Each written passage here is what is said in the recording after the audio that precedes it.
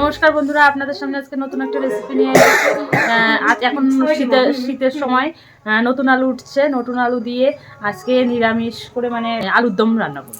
প্রথমে আমি আলুগুলোকে কেটে আলুগুলোকে সিদ্ধ করতে দিয়েছি লবণ দিয়ে। আলুগুলি সিদ্ধ হয়ে গেলে আমি পরবর্তী পর্যায়ে চলে যাব। আলু সিদ্ধ করে নিয়েছি, এ নেব দিলাম, জিরে ভাজা করে নেব। কড়াইয়ে সরষের তেল দিয়ে দিচ্ছি।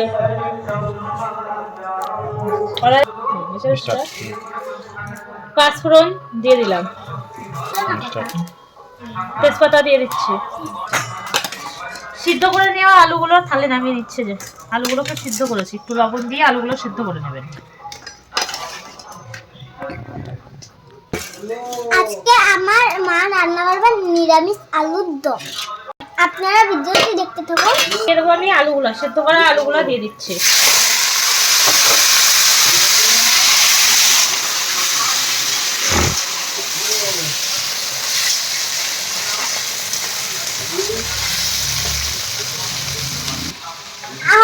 এরকম ভালোভাবে রান্না দেখতে চাইলে ফলো করে আমাদের কাছে দিয়ে দিন।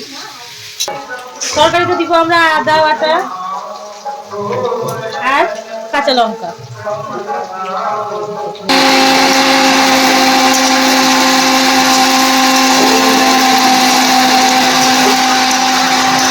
ভালোভাবে রান্না দেখতে চাইলে ফলো করুন। এই রান্নাগুলো দেখতে যদি চান তাহলে ফলো করুন। স্বাদ মতো লবণ দেবেন,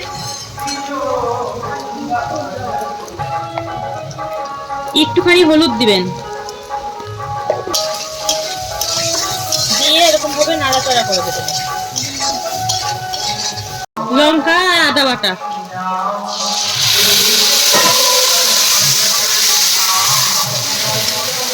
কাশ্মীরি লাল লঙ্কার গুঁড়া অল্প একটু দিয়ে দিচ্ছি।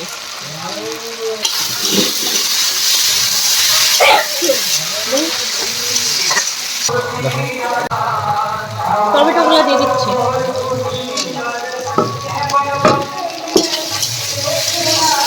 আলুর দম আপনারা অনেকেই রান্না করে খেয়েছেন অনেক রকম ভাবে, কিন্তু আমি যেভাবে রান্না করছি এইভাবে রান্না করে খেয়ে দেখবেন অনেক টেস্টি লাগে।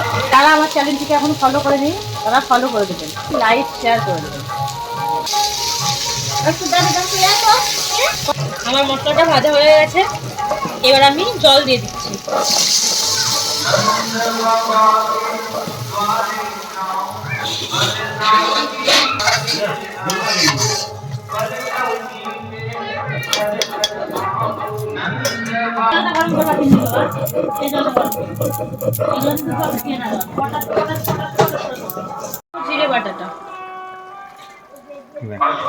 জিরে বাটাটা দিয়ে দিয়েছি। জিরে বাটা দেওয়ার পর এরকম ভাবে নেড়ে দেবেন। এই যে ধনে পাতা। কি পাতা? ধনে পাতা। কি পাতা এটা? ধনে পাতা বললাম না, ও ধনিয়া পাতা। দাও ধনে পাতা দাও। এই যে, হ্যাঁ খুব টেস্টি, ধনে পাতা দিলে তো টেস্ট হবে তরকারি। এটা গাছের, আমাদের ওই দোকান থেকে। বাড়ির কাছের? হ্যাঁ, বাহ, তাহলে তো আরো টেস্ট হবে। সেই টেস্ট না? দেখা যাক কিরকম টেস্ট হয় আজকে। বাথটবের মধ্যে লাগিয়েছি ধনে পাতা, সেখান থেকে তুলে নেব। আমার রান্নাটা প্রায় শেষের দিক, এবার আমি একটু গরম মশলা দিয়ে রান্নাটাকে নামিয়ে নেব। আর নাকে সিটা দিস না বার। আলুগুলো পুরা গলে রান্নাটাকে নামিয়ে। রান্না কেমন লাগলো সেটা অবশ্যই জানাবেন, আর পরের ভিডিওগুলো পাওয়ার জন্য আমাকে অবশ্যই ফলো করে রাখবেন।